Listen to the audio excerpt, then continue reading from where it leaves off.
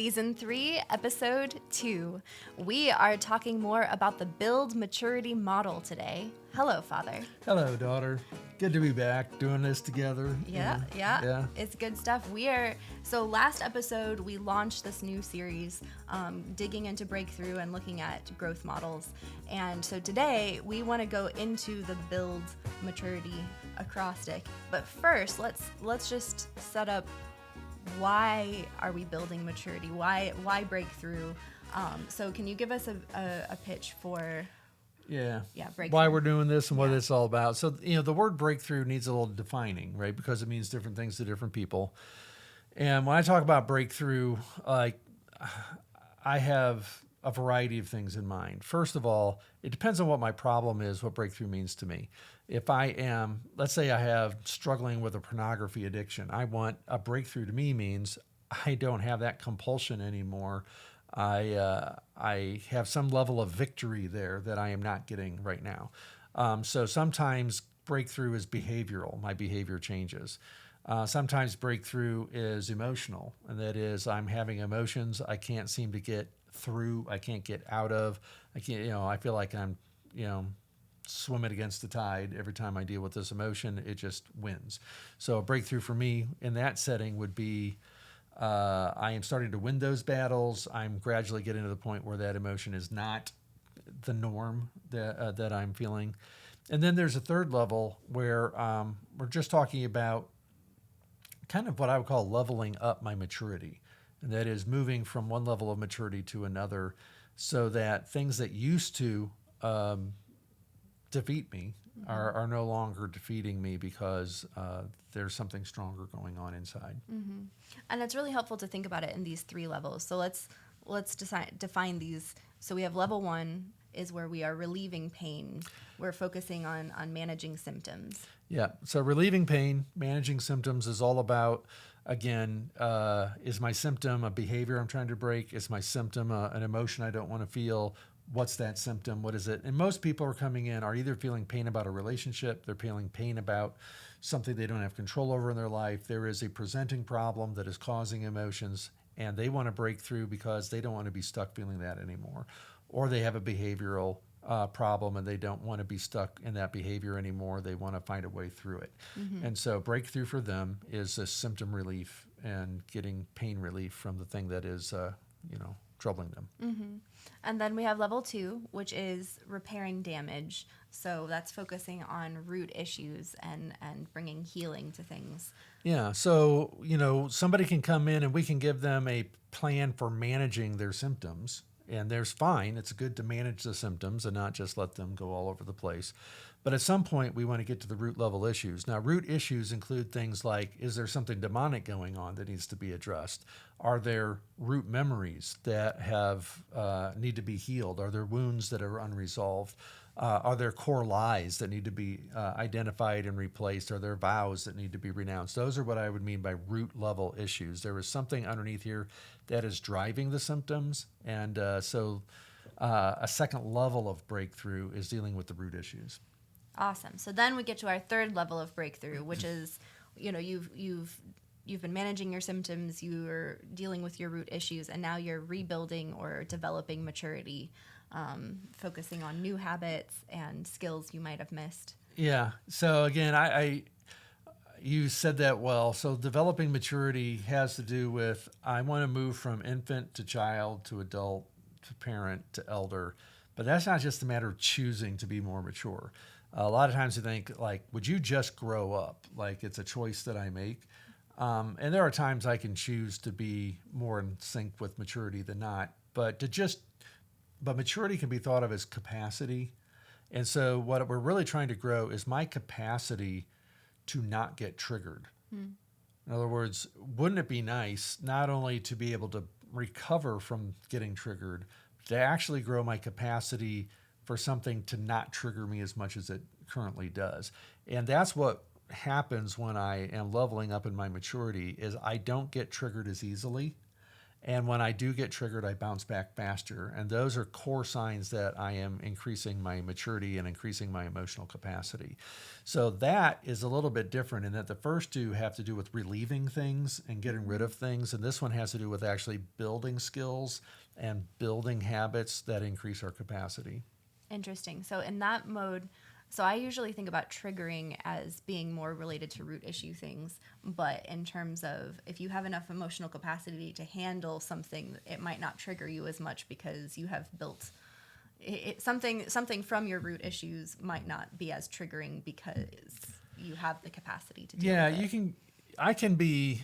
So part of the maturity development is I may be able to function like an adult until I get triggered, and then I turn into a little kid. So the goal here is part of the maturity process is that doesn't happen as much. So one of the things that does have to happen is you have to deal with the root issues. That's part of it. But there are other things that have to happen too. So growing my maturity always involves both a healing component and a habit component, if you will, to use the two H's. There's healings and there's habits. So yeah, they're both involved. That's awesome. Yeah. Well, and that's just, and all of this is to say, we're not saying look for your one big breakthrough or look for one of these levels to bring the big breakthrough. We want all of these levels working, and it's often going to be a process. And even as Dan Rumberger likes to say, it's the spiral of healing and of growth where you revisit things. And it's very common in the emotional healing journey to think that you have gone back to square one because you're right back to feeling the same emotion that you thought you had gotten victory over. You're dealing with the same old memories and experiences. But a lot of times God takes us on a journey where we revisit emotions and we revisit those experiences, but we're doing them from a different perspective and at a different point in our life. And so sometimes we overreact to the fact that is happening, thinking that I am back to square one, like I've made no progress at all, because we think emotional maturity should be point A to point B to point C, and I never look back once I get there. What I like about Dan Rumberger's model is this spiral idea is that I can gradually spiraling up, right? But it can feel like I am actually losing ground along the way because I often do revisit emotions and issues. Mm-hmm. Well, that's a really good setup. I think we can move into this B.U.I.L.D acrostic now, B.U.I.L.D maturity. So the B.U.I.L.D acrostic is divided into physical and spiritual components. And why don't you just give us the brief overview and then we'll break it down. We call them the 5 engines that drive emotions. There's 3 physical engines, 2 spiritual engines. The 3 physical engines can be thought of as my body, my left brain, and my right brain. Okay, so it's a little oversimplified, but you can think it makes it easy for me to think about. So my body, the idea is that if something is wrong in my body, it can affect my emotions. If something is wrong in my emotions, it can affect my body. So it's a two-way street. And so I have to be aware of my body. That's the first habit. Be aware of my body. Like right now, what is going on? How is this emotion affecting my body? Is my breathing getting shallow? Is my stomach tense? Is it affecting my ears getting hot? What is going on in my body with this emotion? What is it doing to my body? Also, is it possible that the reason I'm struggling with this emotion is because something is off in my body that needs to be addressed? So being aware of the body is the first one. That's the first engine. The second engine, left brain, has to do with beliefs. And the main function of the left part of my brain is to solve problems. And the core way that I solve problems is by analyzing them, coming up with a narrative to explain them, and then following a solution based on the narrative that I create. And so my left brain is very good at focusing on problems, coming up with narratives to explain them, and then doing something based on that narrative.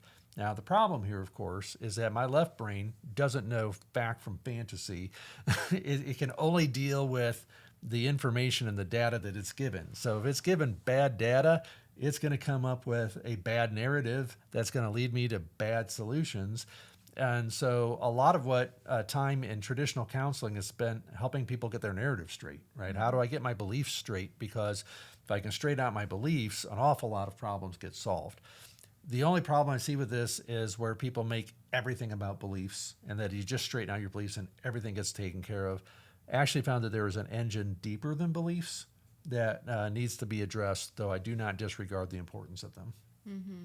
So then we get into, so that was be aware of your body. If we're doing the acrostic here, so it's be aware of your body, unleash your beliefs, Right. and then we get to increase your joy bonds. Yeah. So the third B is the right brain. It's bonding, it's attachment, bonding. So just to keep the three B's, made, attachment, bonding, right? So it's that's largely happening on the right hemisphere of the brain. And so oversimplifying, it's the right brain function. And what's happening there is that even deeper than my beliefs is there are things happening on the right side of my brain that are happening first and faster than are happening on the left side of my brain. In other words, everything in my brain moves from right to left. And so what happens on the right-hand side of my brain is very important because it is telling my left brain what is important enough to deserve its focus. So if my right brain is constantly saying, no, this is the problem you need to be solving right now, my left brain will go, okay, I can solve that problem, and its focus will just be on that problem.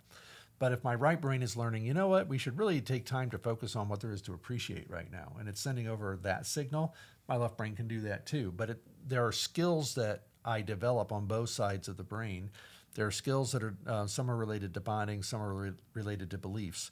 But what happens is, if in the attachment part of my brain, I am already feeling fear or shame or anger, then that feeling that I already has already been generated by the bonding part of my brain, my left brain is going to pick up on that, and it's going to be much easier to pull up narratives to reinforce that emotion. And so there is something deeper going on that affects what I end up believing. And most of us are used to thinking, well, what I believe affects my emotions, but they don't understand that what I'm feeling can actually affect what I'm believing. And that also is sort of this two-way street. Like sometimes my beliefs do affect my emotions, but sometimes it's the other way around. So those are our physical engines. Those are the three physical engines. Yep. All right. And then we have two more that are more the spiritual engines. Yeah. So the two spiritual engines, we have the Holy Spirit and wicked spirits. So they're both spiritual engines. And what we find is both wicked spirits and the Holy Spirit can affect all three physical engines. We see it in the Bible, right? We see people who are ill and have things not working because of demonic spirits present. We see that a lot of the miracles that Jesus did involve casting out demons, and it heals something physical. We see the Holy Spirit, giving the gift of healing and being able to heal the body and such. So there is both can affect the body. Both can affect our beliefs, right? The devil's called the father of lies, which is a belief thing, and the Holy Spirit's called the Spirit of truth, which is a truth idea. And so you have beliefs, two spiritual engines that are trying to control our belief engine. And then on the bonding side of it, the devil is constantly trying to get us to bond to the wrong things. Right? The devil wants us to bond to the things of this world. It wants us to bond to the things of the flesh. It wants to bond to things that are going to actually destroy us. Whereas the Holy Spirit wants us to form bonds that are going to increase joy, increase love, that are going to grow our world. So they affect the bonding engine as well. And so what I found is that if you really want to be holistic, you have to address all five things. And that is, there are times where the body is the issue. And the root issue going on is that there is something wrong physically that needs to get fixed. And that is the root issue. Fix that and things get resolved. There are times when it's your beliefs, and you've got to change your beliefs about this or nothing is going to get resolved. There are times when it is at the bonding level and things got to get addressed. There's other times when there are demons that are active here. And if you don't deal with them, you're not going to make any progress. And there are times when this is about connecting with God and the Holy Spirit, maybe for inner healing, but it's also just in our daily walk with Him of what He wants us to know and what He wants us to experience. So all five engines play a role, and at different times, any one of these five can be the significant thing that needs to get resolved. Right. If you have a spiritual warfare issue, only a spiritual warfare solution will help. So just for the sake of people who are tracking the acrostic, I don't know that we specified. So we had B.U.I., then the L is listen to the Holy Spirit. Right. And then D is deal with demons or defeat demons, depending on so there we deal with and defeat the demons. Yes. So what have you seen from people as they are on their breakthrough journeys? Like, how have you seen them engage with these five engines? So, for example, I know somebody who had massive headaches, and those headaches were relentless and didn't end. And they took the medicine, they went to the doctors, they got all the brain scans, they got everything done. There were no solutions to their headaches until they went to somebody who was a spiritual warfare practitioner and identified the fact that they had opened up a door through an occult object they had brought into their life. As soon as they destroyed that object and renounced any connection to it, their headache stopped immediately. So there's an example where they were trying to fix their problem because it had physical symptoms. They assumed that it had a physical origin, but it actually had a spiritual origin. And until they dealt with that engine, they weren't going to get the breakthrough they were looking for. Seen similar things, people with pornography issues who were managing it well through their management and behavioral choices, but until, again, they had an emotional healing experience where God took them back to some root memories that were driving that, or in other cases, when demons that were driving the compulsion, until those were addressed and gotten rid of. A lot of times you find that until you're dealing with these spiritual engines, some of the things we're trying to fix at the physical level don't matter. I've also seen it go the other way, where people are so fixated on, I need to get rid of this demon and that'll fix everything, that they aren't doing the things they need to do to deal with their thought life and with their bonding and attachments and the things that it takes to grow maturity and build those skills. So I've seen all of this stuff. That's why we identify these. Right. Yep. Well, as somebody who is maybe assessing all 5 engines together for the first time, where would you recommend that they start? How would you recommend they figure out what they need to, which engine to go for? Yeah, sure. So the original point of this, the original origin of these 5 engines was as a means to try to help people helpers who are working with folks stuck in addiction. So the origin of it was someone had asked me for help in developing a model on how to help men who are stuck in pornography. Mm-hmm. And I'm like, okay, so they were like, does spiritual warfare play a role? I'm like, absolutely. I've seen guys get free from pornography by dealing with spiritual warfare. And I'm like, well, what else is in there? And I'm like, well, there's listening prayer and connecting to God and having him heal memories. And then there is this whole building maturity thing that gets into growing your habits and your skills, especially at the bonding and attachment level.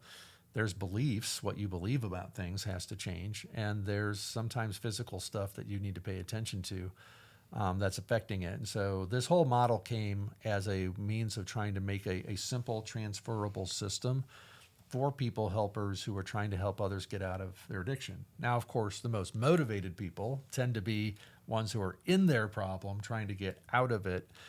And it can be a little bit overwhelming to think, wait, all these things are included? And the answer is, well, yeah, because this is a journey. There's a reason why we call it the emotional healing journey. It's not a one and done thing and you get your breakthrough. Now, there could be breakthrough moments that are one and done, but we're constantly growing in our maturity. We're constantly increasing. I'm in my 60s. I'm still growing, right? My ability to deal with things hopefully better than I used to. Mm-hmm. And so they all connect. I think it's helpful to look through the 3 levels of relieving pain and repairing and whatever your felt need is. I love it. One time I was listening to you teach on this and you had some bullets and I started like bigger than a Venn diagram. I was like a matrix of like 3-dimensional Venn diagram. Well, it was like, okay, if you're at level 1 and you need pain relief, what does pain relief look like in body, beliefs, bonds, Holy Spirit? If you are needing to repair damage, what does that look like at each of these levels? If you are needing to rebuild maturity, what does that look like at each of these levels? And just starting to like brainstorm out, what does this look like at this level? What does this look like at this level? And so maybe a place to start might be having some listening prayer with God to say, hey, God, where do I start? There's a lot here. What are you wanting to walk with me through right now, and at which level? I think we actually have a diagram like that in the book where we kind of look at the 5 engines and then we have the there is a diagram like that in the freedom course. Well, I don't know. We have somewhere, there's a diagram.